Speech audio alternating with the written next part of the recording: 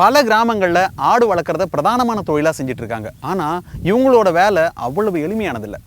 இங்கே வந்து பார்த்த பிறகு தான் அது எங்களுக்கு புரிஞ்சுது. இவங்களை பற்றி பார்க்கலாம் இன்றைய சாமானியரின் குரல் நிகழ்ச்சியில்.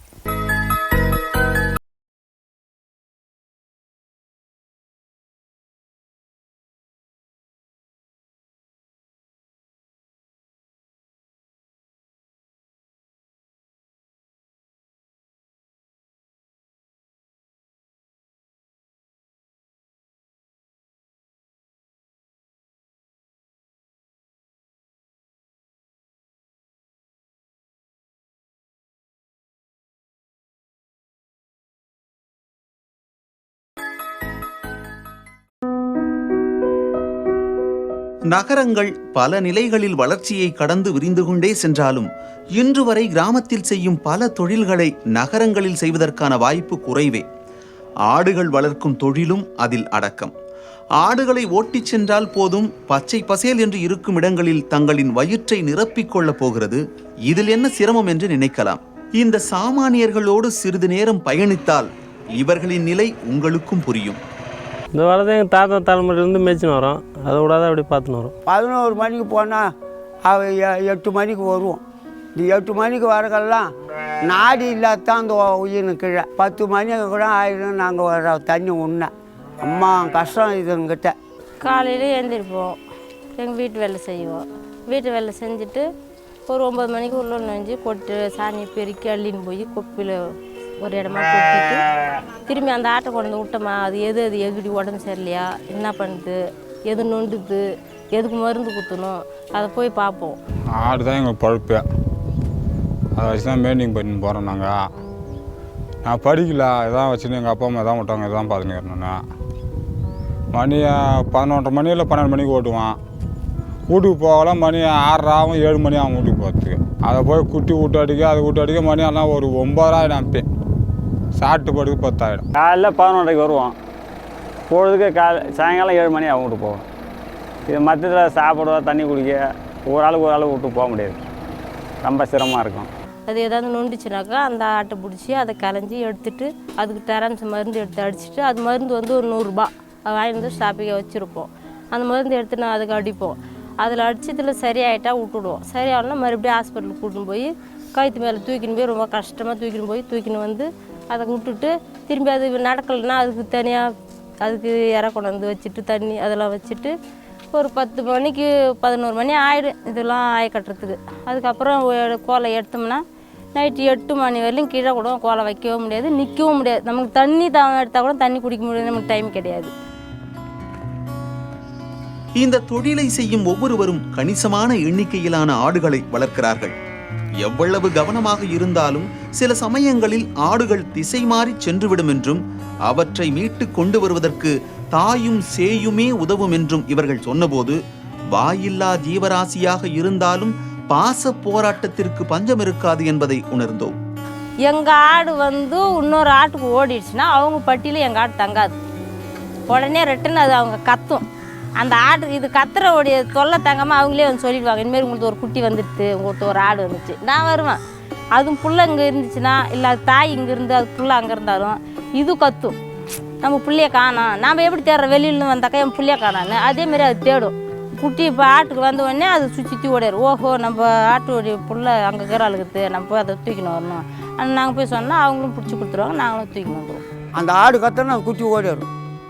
அந்த குட்டி இல்லைன்னா ஆடு கத்தினா இருக்குது, அது புள்ளைய காணும்டா, அதான கற்று தின்னுவோம். அப்போ தான் கண்டுபிடிப்போம். ஆட்டுக்கு தெரியும். இப்போ இதனுடைய தாய் கத்துச்சுன்னா ஆட்டுக்கு முகத்தில் குட்டி கத்தும், அப்புறம் உடனே இது ஓடும் தாய், அப்போ அந்த குட்டி இழுத்துணும். ஒரு கும்பாபிஷேகத்தில் நம்ம ஒரு 100 பேர் போகிறோம். எப்படி இருந்தாலும் நம்ம பிள்ளைய விட்டுட்டா நம்ம பிள்ளைன்றது நம்ம தெரியும். அது எங்களுக்கு மட்டும்தான் தெரியும், எல்லாருக்கும் தெரியாது. இப்போ நம்ம ஆடு இப்போ ஒரு 100 ஆட்டில் போய்ட்ட உடனே எங்கள் ஆட்டை நாங்கள் போய் கண்டுபிடிச்சி வரோம். அது ஒரு அடையாளம், ஒரு கணக்கு இருக்குது. அது இருபர் அந்த அடையாளத்தை வச்சு நாங்கள் வந்து ஆட்டை ஓட்டிக்குவோம். ஆட்டுக்கு அடையாளம் வந்து அது அடையாளம் இது அடையாளம், ஒரு காலில் ஒரு மச்சான் ஒரு வெள்ளை அது இதுக்குதா, அதை நாங்களுக்குள்ளே பாசலில் பேசுகிற மாதிரி பேசிக்குவோம். ஐயா அந்த வாண்டை கணக்குதாடா, அந்த கரு கணக்குதா, அந்த குச்சி இருக்குதா, அது நடக்க முடியாது குச்சி எங்கடா, அதை அந்த சித்தா இருக்குதா, இந்த பாசம் தான் அந்த ஆட்டு இருக்குது. அது சில போனது கிடைச்சால் பார்த்துக்க வேண்டியதான், கிடைக்காம தேடி பார்த்துட்டு நேற்று கூட ஒரு குட்டி அங்கே தடுமாறி போச்சு அங்கே சவுத்தப்புக்கிட்ட. காலையிலேருந்து தேடி தேடி பார்த்துட்டு விட்டு போயிட்டேன். ஆடு வீட்டுக்கு ஓடி போனான். வீட்டு போன பிறகு ஃபோன் பண்ணுறாங்க ஒருத்தவங்க தெரிஞ்சுங்க, இதுமாதிரி குட்டி செம்பரி குட்டி இளங்குட்டி இங்கே கிடக்குது, இந்த தூக்கின்னு போனோம். நைட்டு வந்து 7 மணிக்கு தேடி தூக்கிட்டு போனோம். அது கண்டுபிடிச்சின்னா இருந்தால் ஓட்டிட்டு வந்து நாய் பிடிச்சிடுச்சுன்னா அவ்வளோதான். அது தேடி கண்டுபிடிச்சோம்னா நம்ம பொருள் இல்லாமல் காணாமல் போயிடுச்சுன்னா அது நாய் தூணிடும். இல்லை இன்னொருத்தங்க ஆட்டில் போய் தவறி போயிடுச்சுன்னா பார்த்து ஓட்டின்னு வந்தால் உண்டு, இல்லைன்னா தார வந்துடும், அவ்வளோதான். அது ஒரு 5-6 ஆடு தவறி போயிடுச்சு, விட்டுட்டோம். தேடி பார்த்துட்டோம், ஆப்பிள்ல. சரி அவன் என்ன எத்தனை காலம் துண்ண போகிறான் சொல்ல வேண்டியதான். 4-5 நாய் கடிச்சு போயிடுச்சு, அதையும் விட்டு தள்ளிட்டோம். என்ன செய்ய முடியும்?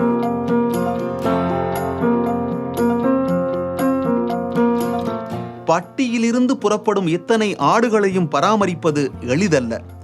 மேய்ச்சலுக்கு புறப்படுவதிலிருந்து ஆடுகள் பட்டிக்கு வந்து சேரும் வரை இவர்கள் கடுமையாக உழைக்க வேண்டும்.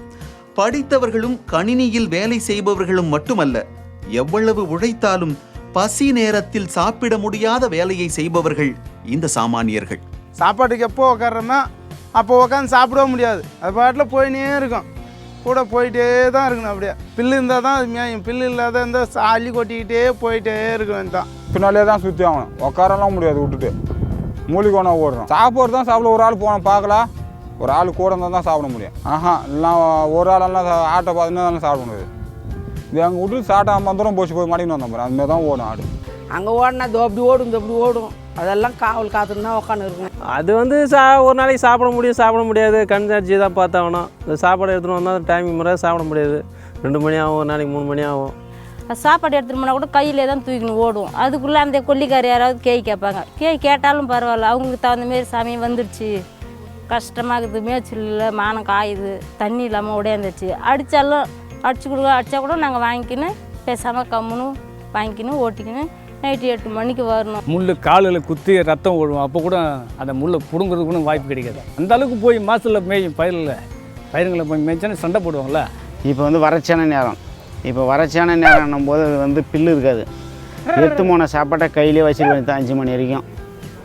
ஒரு நாள் சாப்பிடாதே கூட வீட்டுக்கு எடுத்தாந்துக்கிறோம். மானம் காஞ்சதுலேருந்து சாப்பாட்டை எடுத்து போகிற வேலையே கிடையாது. யாருன்னா எடுத்தாந்து கொடுத்தா சாப்பிடுவோம், இல்லைன்னா இல்லை, அன்னை பொழுதுக்கும் பட்டினி தான். இப்போ ஒன்றும் இல்லை, பூமியில் எங்கே பச்சைக்குதோ அங்கே தான் அடிக்கும் கவாட்டி, மறிக்க முடியாது. அது பொண்டாட்டி புள்ளிலேருந்து ரொம்ப சிரமப்பட்டு தான் அதை மடக்கணும். விட்டு ஓட்டத்துலேருந்து ஓட்டம் தான் ஓடி வரணும். தேவை அடிச்சா கோல் ஓடிச்சு இன்னைக்கு. ஒரு 2 ஆட்டை காணும், அதே தேடி கண்டுபிடிச்சி நான் ஓடி போனேன் இன்னைக்கு. பிள்ளை மேலே ஒரு கோவம் வரலையா, அடிச்சுட்டு அப்புறம் அந்த பிள்ளைய அணைக்கிறல, அதேமாரி அதே அந்த நேரம் அடிச்சுட்டு திரும்பி அடிச்சுட்டு மேன்ட்டு அதுக்கு ஏதாவது ஆச்சுன்னா திரும்பி நம்ம அதை பார்க்க வேண்டியதான். அது எங்களை எப்படி பார்க்கணுன்னா நம்ம பழக்கம் ஆகிடுமே, அது அண்ணன் தம்பின்னு சொல்கிறோம். அதுமாரி நம்ம கூட்டம் ஓடணும், போவோம், பேசுகிறாது குறை ஒன்று தான்.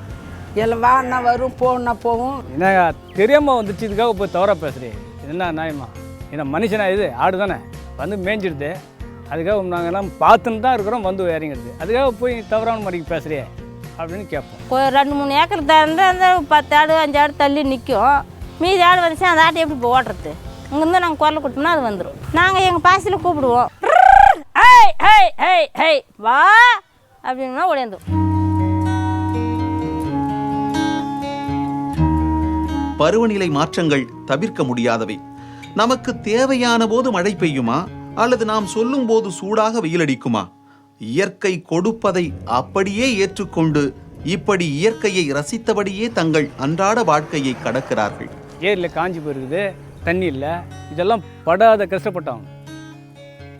ஆடு எங்கே பார்த்தாலும் இங்கேருந்து பெரும்பாக்கம் ஒன்றுமே காட்டி போய்ட்டு வந்தோம் தண்ணி. நாங்கள் பெரும்பாக்கம் எங்கே இருக்குது, விழுப்புரம் போகிற வழியில், இங்கேருந்து போயிட்டு ஏரி தாண்டி அங்கே போய் ஒன்றும் காட்டி போய்ட்டு வந்தோம் தண்ணி. மழை பெஞ்சாலும் கஷ்டம், இந்த மாதிரி காஞ்செல்லாம் கஷ்டம். ஒரு மேடியமாக மழை பெஞ்சால் கொஞ்சம் கஷ்டம் இருக்காது, விடாத மழை பெஞ்சு சுத்தமாக பயிர் அதெல்லாம் கஷ்டம்.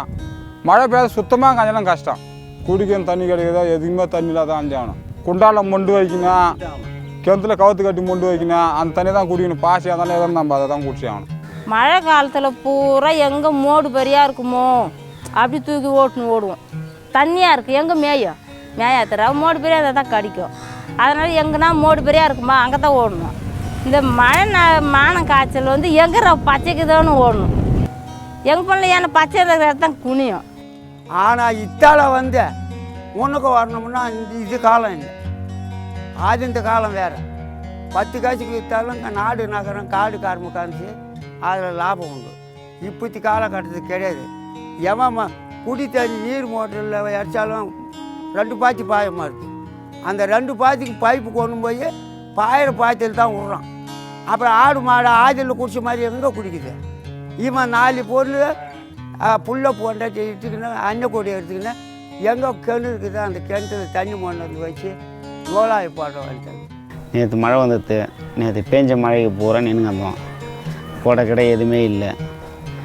1 மணி நேரம் பெசாவே நின்றுங்க வந்தோம். ஆடும் மேலே நேற்று பூரா ஆடு பட்டினி. 6 மணிக்கு ஆடு பட்டி ஓட்டிடவே முடியல. ஆட்டை அங்கங்கே மனவரையே ஓடுது. வெயில் நாளில் வந்து மேட்ச்சில் இருக்காது. இந்த வெயில் நேரத்து மழை நைட்டு தான் மழை பெஞ்சுது. வெயில் நாள் மழை நாள் ஆனால் மேட்ச்சில் இருக்கும். மழையில் நனைஞ்சின்னு ஆடு மேய்க்கணும். மழை நாள் ரொம்ப கஷ்டம். 3 மாதம் அந்த காத்தி இப்போலாம் அது கூட இப்போ 2-3 வருஷமாக கஷ்டமே கிடையாது. மழையே இல்லையே. மானம் இருக்கிற நெருப்பும் உலகம் இருக்கிறதும் குடி தண்ணி கிடையாது. அவன் சேர தண்ணிக்குறான்னா அந்த தண்ணி கொண்டு போய் அவன் ஒரு பாத்தி காட்டுறான். அவன் பயிருக்குறான். அந்த பாய்ச்சல் தான் விட்டுக்கிறான். அங்கே அன்னக்கூடை எடுத்துக்கிட்டு எங்கே கிணறு இருக்குதோ கொட்டை இருக்குதோ அங்கே மொண்டு ஊற்றி போய் தலையில் தூக்கி போய் வச்சுக்கின்னு அதை காட்டுறோம். எம்எஸ்ஸை போடுறோம் நாங்கள். வெயிலில் செம கஷ்டமாக. வெயிலுக்கு அஞ்சா அது எங்கேருந்து ஓட்டம் தான் பொடி கிழி சுடுது மேலே இது என்ன பண்ணாது. நம்மளுக்கு சுடுமே தான் நான் அது சுடுது. நம்ம செருப்பு போடுறோம். அது என்ன போட்டுங்குது? ஒன்றுமே இல்லை. சுடமாட்டில் ஓட வந்தான். அதனால தான் தரத்தானே ஓடினே இருக்கும். வெயில் தாங்காத. மழை காலத்தில் தான் ரொம்ப சிறுமை. வெயிலில் கூட சாயங்கின்னு கூட எங்கேயோ ஓடி தண்ணி காட்டலாம் போகலாம். மழையில் தான் எத்தனை வரத்துக்கு காற்று அடித்து இடி இடிக்குது. எங்கெங்கே உயிர்த்துன்னு யார் கண்டாங்க? எல்லாம் இடியில் உயிர்ந்து கூட செத்து போகிறாங்க ஆடு மேய்ச்சி. என்ன செய்யுது? ஆடு நம்ம பொருள் வச்சுட்டோம். அந்த ஆடை கொண்டு தான் நம்ம பார்க்கணும்.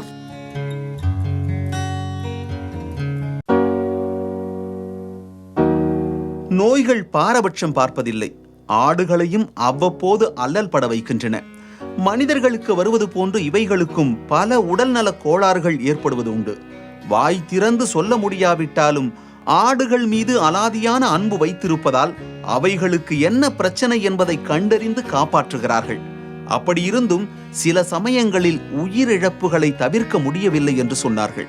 நல்லாவே நைட்டு மேய்ஞ்சி ஓட்டி அந்த பட்டியில் போடுறது காலையில் திடீர்னு அப்படியே செத்து போயிருக்கோம். மருந்தை வாங்கியாந்து நாங்களாம் ஊசி மருந்து எல்லாமே வச்சு நாங்களே போட்டுக்குவோம். 2 நாளாக பொழுது மேய்ச்சி ஓடி வீட்டில் விடுவோம். காலையில் பார்த்தா செத்து போய் கிடக்கும். அதை அப்படியே பார்த்துட்டு அது முற்பட ஊசி வாங்கி அந்த மருந்து போடணும். ரொம்ப கஷ்டப்பட்டு மேய்ச்சி புண்ணியம் இல்லாத போதே அடுத்த மனசு ரொம்ப வேதனையாக இருக்கும். அதாவது நோய் நொடி இல்லாமல் இருந்தால் 10 ரூபா கிடைக்கும். அதில் நோய் நொடி வந்ததுன்னா செலவும் அதிகமாகும், பொருளும் சேதாரணமாகும். எல்லாத்தையும் பார்த்து போக வேண்டியது தான். இப்போ ஒரு 5000 ரூபாய்க்கு செலவு பண்ணிக்கிறேன். 5000 ரூபாய்க்கு செலவு பண்ணி ஒரு 25,000 ரூபாய் ஆடு போய் சேர்ந்துது. எங்கள் தாத்தா எங்கள் அப்பா ஆடு மேய்க்கலாம் டாக்டர் போய் பார்ப்பாங்க. இப்போலாம் ஊசி மருந்து எல்லாம் நாங்களே போட்டுக்குவோம். அது எதுக்கு மெடிக்கல் போன அடிச்சு இந்த மாதிரி இருக்குதுன்னு கேட்டால் உடனே மருந்து வாங்கி நாங்களே போட்டுக்குவோம். பிள்ளைக்கு பண்ணுற மாரியே தான். மாத்திரை போடுறது, ஊசி போடுறது, ஹாஸ்பிட்டலுக்கு தூக்கின்னு போய் வரது போகிறது எல்லாமே. அதுக்கு உடம்பு சரியில்லை ஜுரம் அப்படின்னா அந்த ஆடு அன்றைக்கி மேயாது. சரி இந்த ஆடு இன்றைக்கி மேயலை விடிஞ்சு ஏஞ்சி அந்த ஆடு எப்படி இருக்குதுன்னு நம்ம போய் பார்க்கணும். அந்த ஆடு அதே மாதிரி சோகமாக இருந்துச்சுன்னா சார் இதுமாரி நேற்றுலேருந்து மேயலைன்னு சொல்லிட்டு நாங்கள் ஹாஸ்பிட்டல் கூட்டின்னு போய் காட்டுவோம். அது முந்தானத்துக்குன்னு ஒரு ஆடு செத்துக்குது. அது ஒரு நோய், துள்நோய் மாரி. துள்நோய்க்குது, சாரக்காய்ச்சலுக்குது, எதாவது நோய்க்குது. அதனால் அதான் சொல்கிறேண்ணே, எம்மா கஷ்டப்பட்டலாம் நம்ம விற்று என்னைக்கு கையில் காய்ச்சல் போகணும் அன்றைக்கி தான் நம்ம கூலி. இது நம்மளை மீறியும் நிறைய சாகுது. அதில் ஒன்றும் பண்ண முடியல. நாங்களே எவ்வளோ ஊசி மருந்து வருஷத்தில் ஒரு 10-15 ரூபாய்க்கு மருந்து போடுவோம். எது போட்டாலும் திடுக்கு சாகும். இயற்கையாக சாகத்துனாக்கா நம்ம வந்து ஊசி போடலாம் மருந்து போடலாம் அப்படி இருக்கும். சில இதுனா போடணும் நல்லா மேய்ச்சி ஓட்டு கூட்ட பார்த்து போட்டுன்னு கொஞ்சம் மேயாத இருக்கிறமேனா நம்ம அதுக்கு தகுந்த மாதிரி ட்ரீட்மெண்ட் குத்துனே இருப்போம். ஆக அது வந்து நல்லா தான் மேயராடு வந்து பார்த்தோன்னா காலை சேர்த்து போகிறது. குட்டிலேருந்து 1 வருஷம் சார் அது கஷ்டப்படணும். அது சப்போஸ் நமக்கு கிடைச்சாலும் போச்சு, அது சமயத்தில் ஏதாவது ஒரு நோவு வந்து போனாலும் போச்சு. அது வந்து நிரந்தரமாக சொல்ல முடியாது. எங்களின் இந்த நீண்ட தூர பயணம் ஆடுகளை பற்றிய பல விஷயங்களை அறிந்து கொள்ள உதவியது. துள்ளி திரியும் ஆடுகளை பற்றி இவர்கள் சொல்லி நாங்கள் தெரிந்து கொண்டவை ஏராளம். பாதை மாறி போகாத வகையிலும் சில இடங்களில் பயமின்றி பாதையை கடக்கவும் இந்த கூட்டத்தில் இருக்கும் சில ஆடுகளே வழிகாட்டியாக இருக்கின்றன. செம்பு ஆடு சரியாக வை போக தெரியாதா, சந்து போந்து ஓடுறது கஷ்டமாக இருக்கான். அதனால் வெள்ளாதான் வைக்காட்டி முன்னே போயின்னு இருக்கான். அதை பார்த்துட்டு இந்த செம்மறி பின்னால் போயின்னு இருக்கேன், விளையாட்டு பின்னாலே போவோம். அந்த 2 விலடு எதுக்காக வச்சுக்கிறேனாக்கா, ஒரு வழிகாட்டி போவோம். ஒரு சேர்த்து தண்ணியில் ஓட்டுறனாக்கா தனியாக செம்மேடு போகாது. இந்த விளையாட்டை ஓட்டினாக்கா முன்ன ஒதுங்கி போவோம். அதுக்காகவே அதை வச்சிருக்கு. அந்த விலடு வந்து ஒரு வகையில் வச்சுருந்தா நல்லது. நல்லதுன்னா ஒரு சேத்துல தண்ணியில் ஓட்டுறதுக்கு வெளியில் போகிறதுக்கு நல்லது. ஒரு வகையில் வந்து ஆடு பூரா இது தரையில் மேயும். அது போன உடனே பயிர் கரும்புலையோ சவுக்கிலையோ அது போய் மெயினாக அப்படியே குனியாத மேயிற மாரி போய் பார்க்கும். அதனால் கொல்லிக்காரன் உடனே சண்டை வர மாரி வரும். அதனால் நாங்கள் வந்து அந்த விளையாட்டை வச்சது கிடையாது. ஆடுகளின் எண்ணிக்கையை வைத்து இவர்களின் பொருளாதாரத்தை தீர்மானித்து விட முடியாது.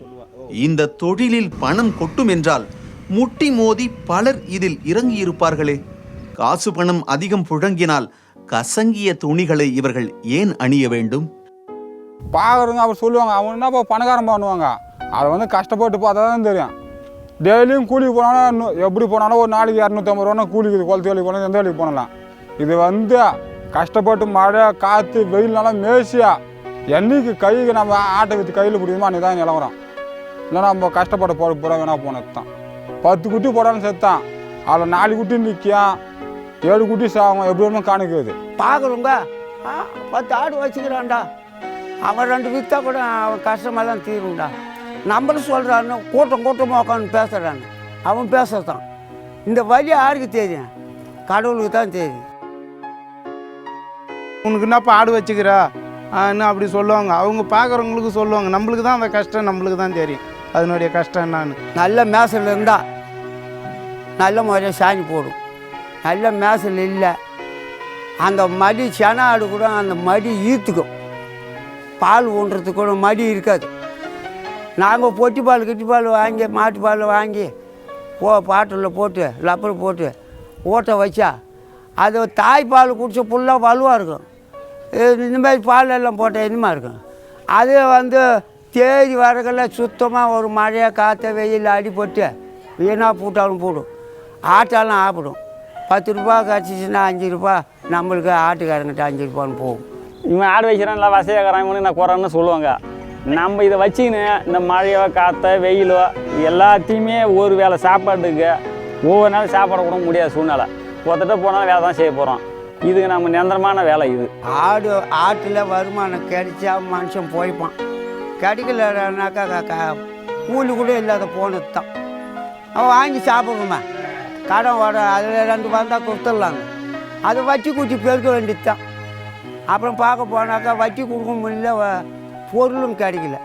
இப்படியாக அந்த வேதனையெல்லாம் இருக்குது. எந்த தொழிலும் இழிவானதல்ல. அப்படி இருந்தும் சிலர் சொல்லும் வார்த்தைகள் எங்கள் இதயத்தை கீறும் என்றும், பழகி போன அந்த வலியை புறந்தள்ளி எங்கள் வழியில் நாங்கள் பயணிக்கிறோம் என்றும் சொன்னார்கள். ஆடு மேய்க்கிறான் என்ன அலட்சமாக ஆடுக்கிறவன் தானே அந்த மாதிரி ஒரு இழிவாக பேசுவாங்க. அதுக்கு என்ன பண்ண முடியும்? நம்ம தொழில் அப்படி. மனுஷனாக்கா கொஞ்சம் என்னடா நம்ம இழிவாக பேசுகிறாங்களேன்னா அப்போ அந்த நேரம் கொஞ்சம் வெறுப்பாக தான் இருக்கும். இது வித்துல மேந்த மாதிரி இருக்கணும் இருக்கும். அப்புறம் கொஞ்சம் நேரம் பார்த்தா சரி கேட்டால் போகிறோம் நமக்கு என்னன்றது மாதிரி. அப்புறம் கொஞ்சம் கேட்டேன் போகிறோம் ஆடு மேய்ச்சி பையன் அப்படின்னா இலக்கமாக தான் பேசுவாங்க. நாங்கள் அதை ஒருத்தங்கிட்ட சண்டைக்கும் போவோம். சில பேர் ஏன்னா கத்தி அந்த வந்துட்டு நாங்கள் கால் வாங்கதான் போயின்னு இருக்கோம். ஆடு மேய்க்கிறோமாண்டே ஆடு மேய்க்கிறோமாண்டே ஆட்டை ஓட்டுறா சரி கேட்டால் போகிறாங்க. அவங்க நம்ம பொருள் அவங்க கொல்லு போகுது கேட்குறாங்க, நம்ம வாங்கின்னு தான் வரணும். நீ இருக்க வேண்டியதுதான். பாடுபட்டு வளர்க்கும் ஆடுகளை விற்பனை செய்யும் போது விதவிதமான பிரச்சனைகளை எதிர்கொள்கிறார்கள். நல்ல விலைக்கு விற்றுவிட வேண்டும் என்பதே இலக்கு. ஆனாலும் எல்லா சமயங்களிலும் இது அவர்களுக்கு கைகூடுவதில்லை. அதே சமயம் அவசர தேவைக்கு அடுத்தவர்களின் கையை எதிர்பார்க்க வேண்டிய அவசியம் தங்களுக்கு இல்லை என்றும் தன்னம்பிக்கையோடு சொன்னார்கள். அவசரத்துக்கு நம்ம கையில் காசு இல்லை, ஆனால் கேட்டு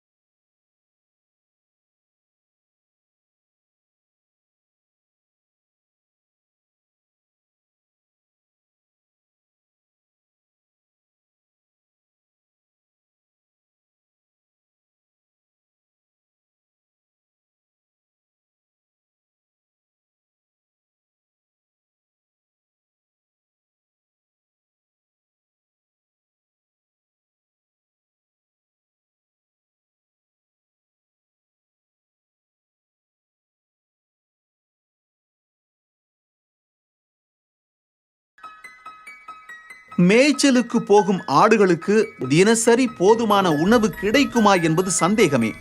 காட்டிலும் மேட்டிலும் மேய்த்தாலும்